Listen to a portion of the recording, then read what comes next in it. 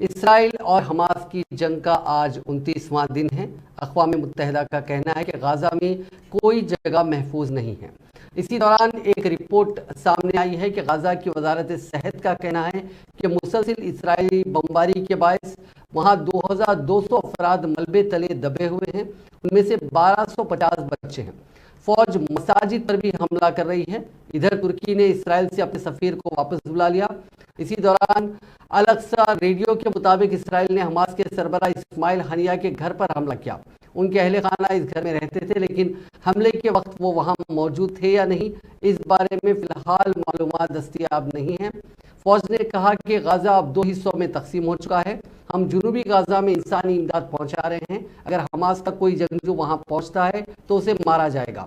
شمالی غزہ میں جنگ شدت اختیار کر گئی ہے، وہاں فلسطینیوں کی جان کو خطرہ ہے۔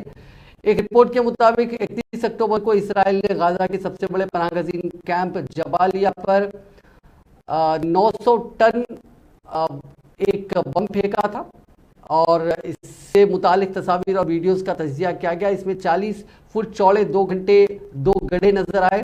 اس حملے میں تقریباً 195 افراد مارے گئے تھے۔ اس کے ساتھ ہی امریکی حکومت نے جبالیہ کیمپ، اقوام متحدہ کے اسکولوں اور اسپتالوں پر حملوں کے حوالے سے اسرائیل سے جواب طلب کیا ہے۔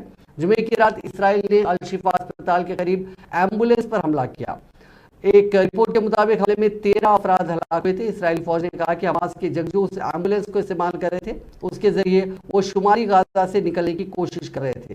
دوسری جانب وائٹ ہاؤس نے دعویٰ کیا ہے کہ حماس غزہ چھوڑنے والے غیر ملکی شہریوں کی فہرست میں اپنے جنگجوؤں کے نام بھی شامل کر رہی ہے، اس کے ذریعے وہ انہیں مصر بھیجنے کی کوشش کر رہا ہے۔